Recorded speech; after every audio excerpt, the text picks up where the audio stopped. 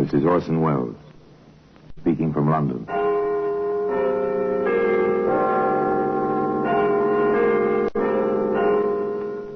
The Black Museum.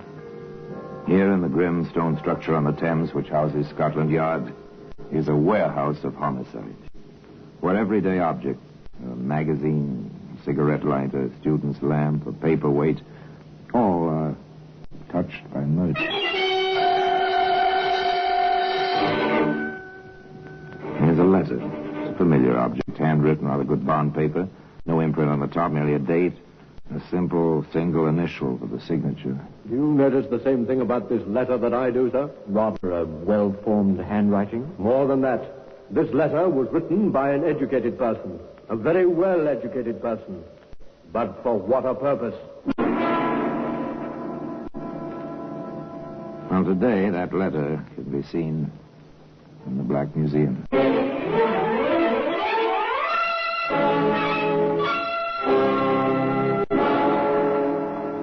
From the annals of the Criminal Investigation Department of the London Police, we bring you the dramatic stories of the crimes recorded by the objects in Scotland Yard's Gallery of Death, the Black Museum.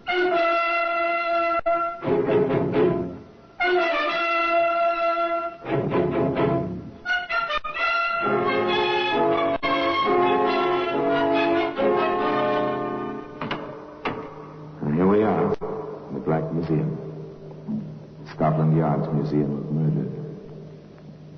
Yes, interred in this place are countless memories, represented by the objects on the show in these cabinets.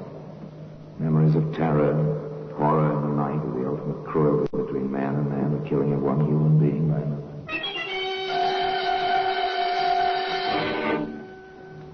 Yes, here lies death.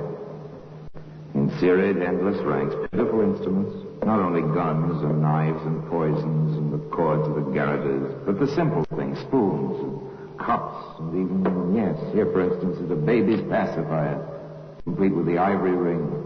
Horrible. It was dropped in a bedroom. It led to a woman who was a nurse. Dropped in a bedroom. It took that woman up the 13 steps to a hangman's noose. Here's the letter. The letter I told you about.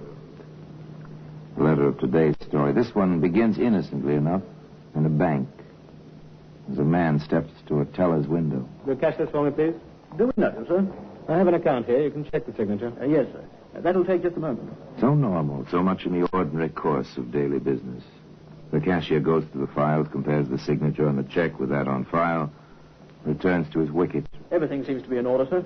How do you wish the money? 2 5s, the rest in £1 notes. Very well. There you are, sir.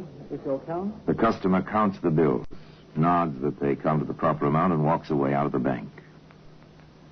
A week or so later, in the office of the manager of that bank. Of course, we understand how you feel, Mr. Holt.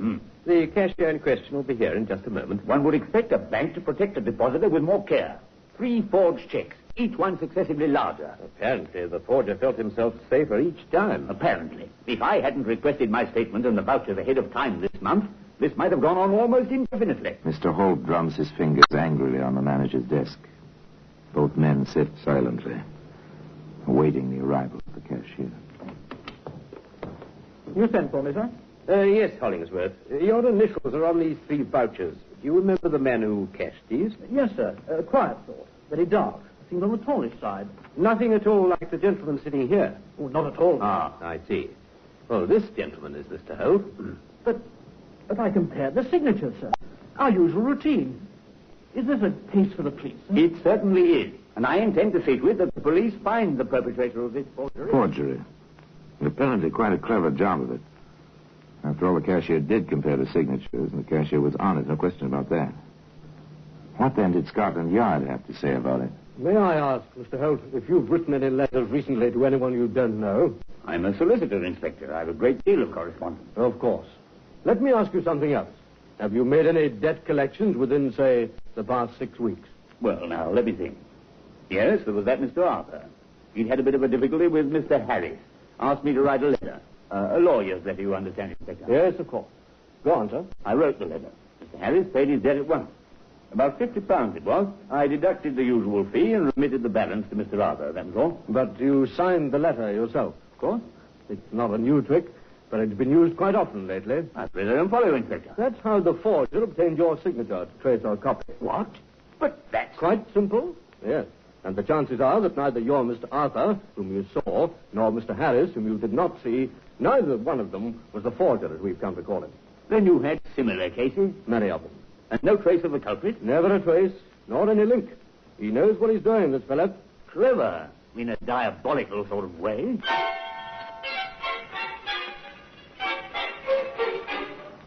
Clever in a diabolical sort of way. Well, you can fight this sort of cleverness with only two weapons.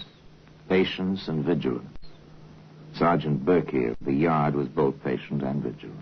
Stationed in a bank as one of the searchers for the forger. The sergeant heard... Will you cash this, please? The name is Forsyth.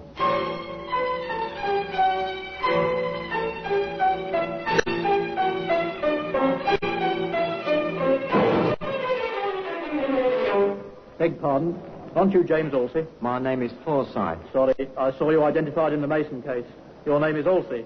I'll have to ask you to come with me. My The credentials? sergeant took Mr. Halsey to the Yard. There, Inspector Dodson proceeded to the questioning. You, that check was a forgery, didn't you, Halsey? No, sir, I didn't. I see. You were just doing a busy man a favor, running to the bank to cash a check for him. That's it. Exactly right, Inspector. He promised me £500. He did for me trouble. I can hardly believe that. You, with your record, trusted like that? Some folks trust me. No doubt. Any questions, Sergeant? Yes, sir. Look here, Alsey. Where were you supposed to deliver the money? Carter and Company Limited, Queensbury Building, to Mr. Forsyth. Same name as was on that check. That's all I know. Except I'm out £500 and in trouble besides. No, you, Sergeant. There'll be no Forsyth at Carter and Company. Let this fellow go. He's telling the truth for once. The man we want is the forger. Another blank. No link to the man whose mind was planning all this cleverness. Of course, they did learn one more fact about his operation. Just before we close the file, I think we might check up and see if we can learn anything from the real Mr. Forsyth.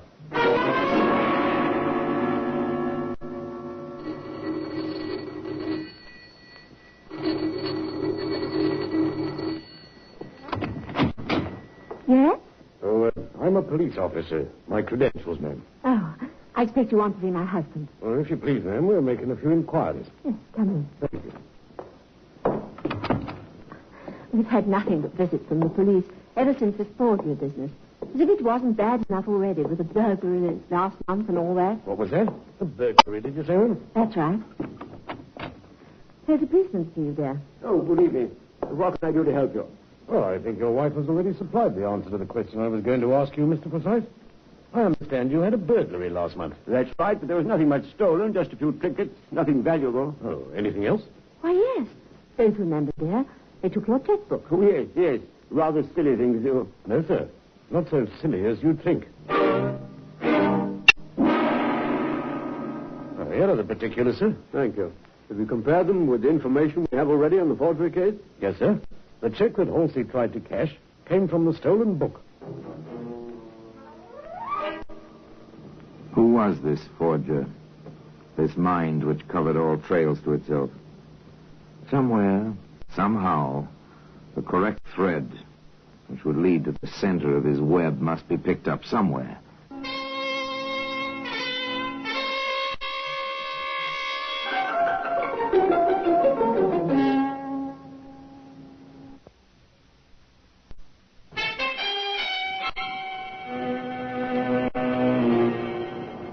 I believe some money has been pressed to my credit here from my bank in London.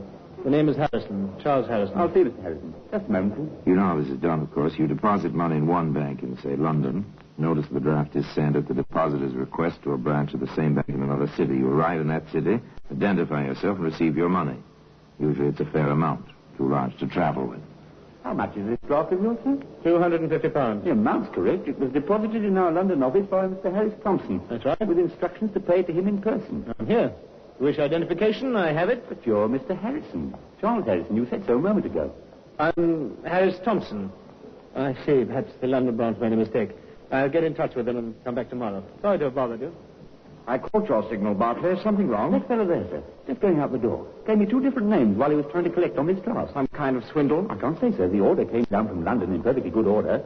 There are £250 up there. It's a bit strange. And he behaved oddly. Gave his name as Harrison. It was quite simple. Quite simple, really. Money had been deposited in London. The man who was to draw it in Yarmouth would thereby acquire the appearance and reputation of wealth and honesty. When he returned with a new forged draft, it would be honored. A neat scheme. But the fellow mixed up the names. The Yarmouth Bank reported to the Yard. Inspector Dodson came calling. We'll get out a pickup order. It might be well worth our while to talk with this Harrison Thompson, whatever his name is.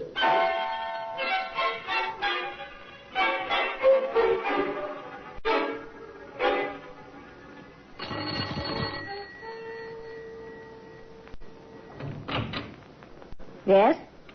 Does Mr. Harris Thompson live here? What name? Harris Thompson. No, just live here.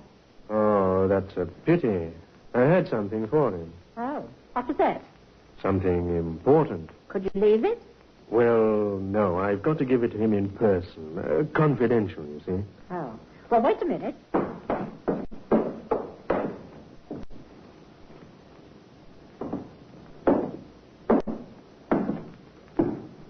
Yes?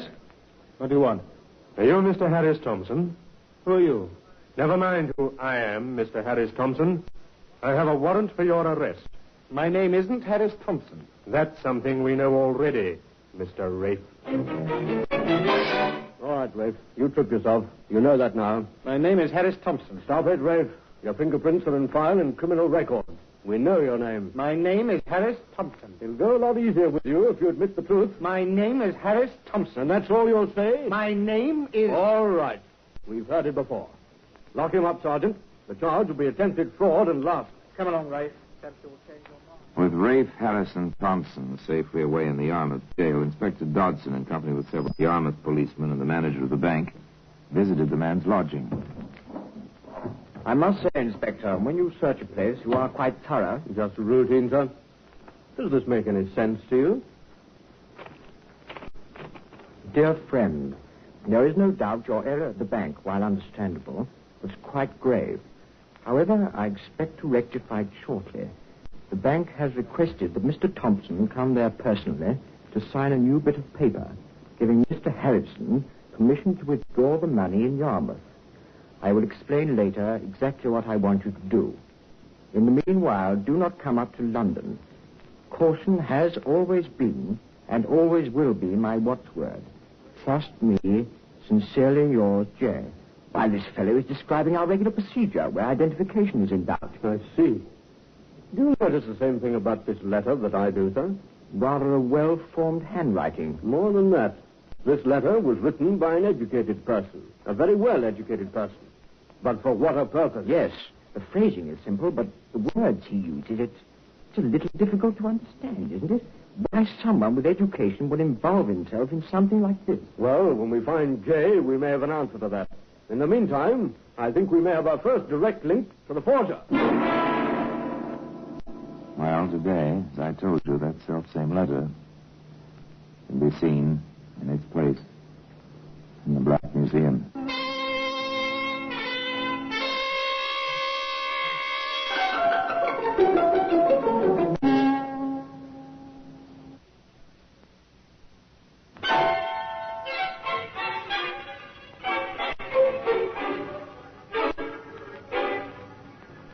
The words in the letter, signed simply J, told nothing new. The manner and style of its writing told many things.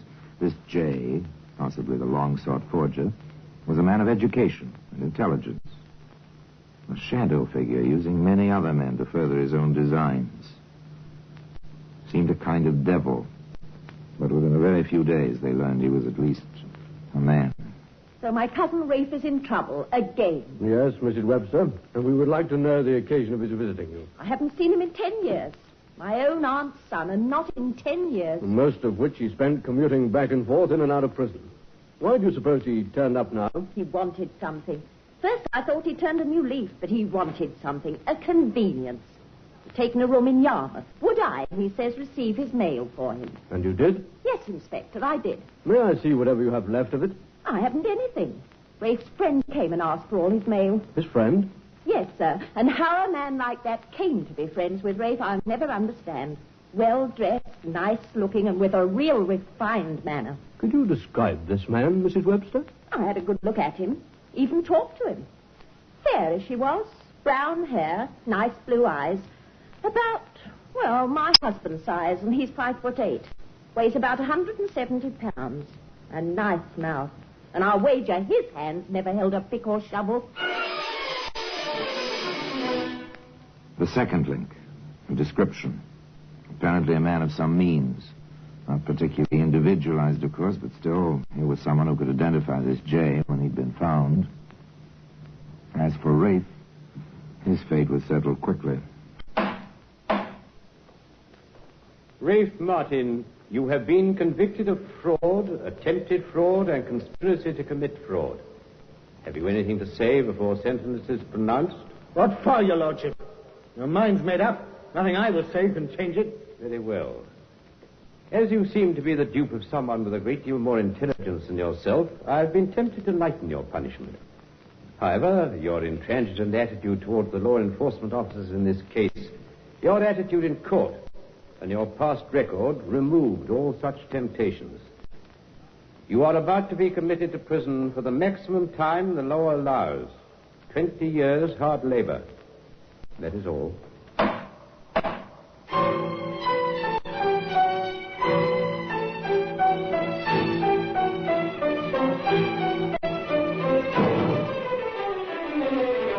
An underling, a dupe, went to prison. Shortly after his arrival there at Dartmoor, Rafe had a visitor in his cell. Surprised, Rafe? Only if you were to be my cellmate. Hardly that. But I may have the key which will unlock that door before you expect. I make no deals with coppers. 20 years is a long time. You'll be an old man when you get out. What of it? In fact, 20 years may be a life sentence for you. Nothing I can do about it? Isn't there? I think you know exactly what you can do about it. I don't talk. Your friend Jay didn't help you much in court, did he? Why should he? I don't think you owe him anything. Chances are he had the lion's share of all your little dealings, and now he's free to go right on while you're in here. Think about it, Rafe. If you change your mind, the water... Rafe thought about it. Honor among thieves. Up to a point, perhaps. But the cold, bleak winter at Dartmoor was beyond that point. At least for Rafe. All right, Inspector. But what's in it for me? I think your sentence will be considerably reduced. You were convicted on 3 counts, Rafe. The time for each might be made to run concurrently instead of consecutively, without too much difficulty. Is it a deal? Well, I can't promise. You know how such things are, Rafe. All right, I'll chance it. You never get him otherwise. He's too smart. He's a lawyer. What? That's right. Knows all the ins and outs, he does. Laughs all the time when another fellow's being fooled. He's laughing at me right now. You've seen him, then? I've seen him. What's his name? Or don't you know? Oh, I know all right. But he doesn't know I found it out. Followed him home one night. Had his name on his doorbell. I can be bright at times myself.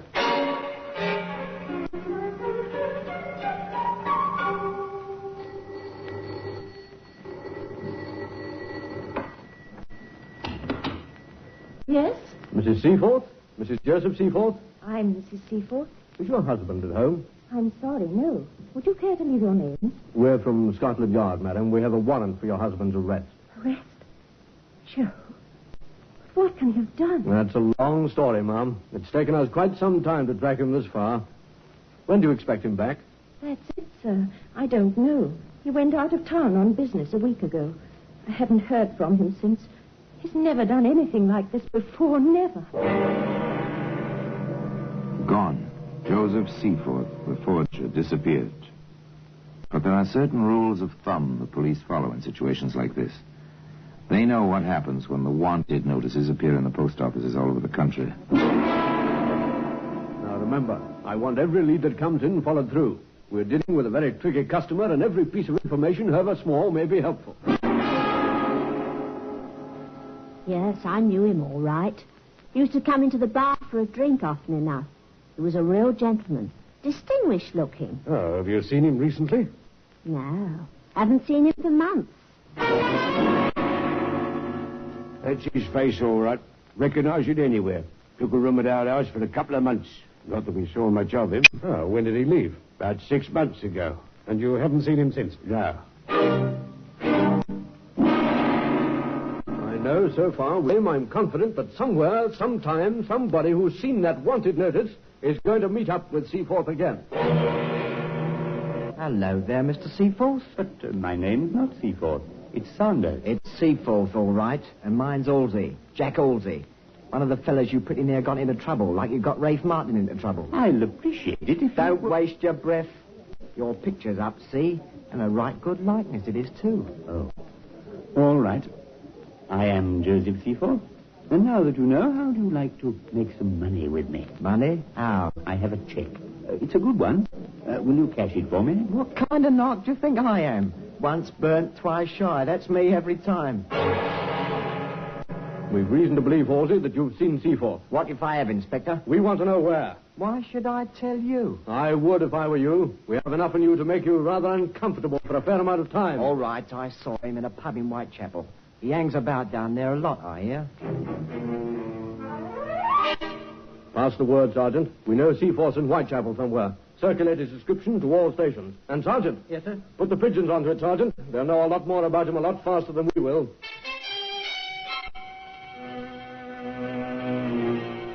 Seaforth seems to frequent two places more than others, Inspector. The Dancing Bear and the Monument. Well, he's getting a trifle careless, isn't he? With all his cleverness, he ought to have known better than that. The search had narrowed now.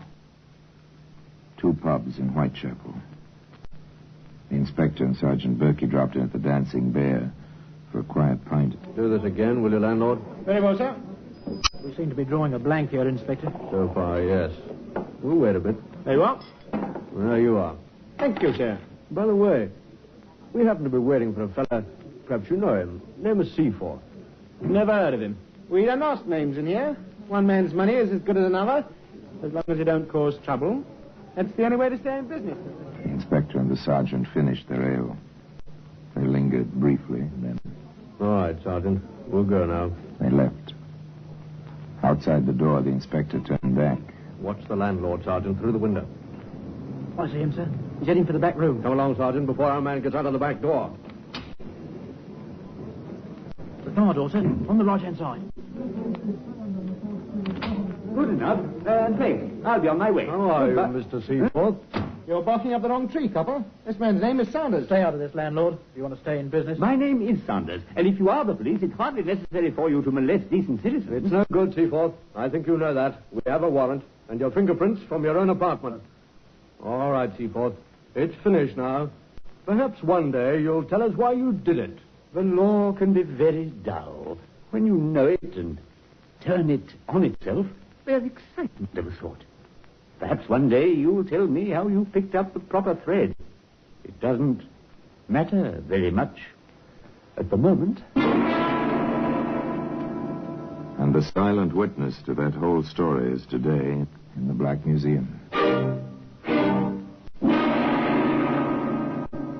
Orson Welles will be back with you in just a moment.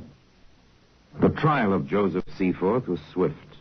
One somewhat strange incident did occur, strange in the light of the man's background, previous experience. Throughout the trial, he made no effort to defend himself. He seemed quite ready to accept whatever punishment was determined for him. And then, as the judge was about to pronounce sentence, Seaforth requested the record of his case. He wished, he said, to enter objections to what he felt was inadmissible evidence. The judge denied the request on the grounds that the objection should have been made before the verdict was announced. So Joseph Seaforth went to prison for 20 years. And it was never determined why the lawyer in him awoke, only when it was too late. And now until next time, till we meet in the same place, and I tell you another story about the Black Museum, I remain as always obediently yours.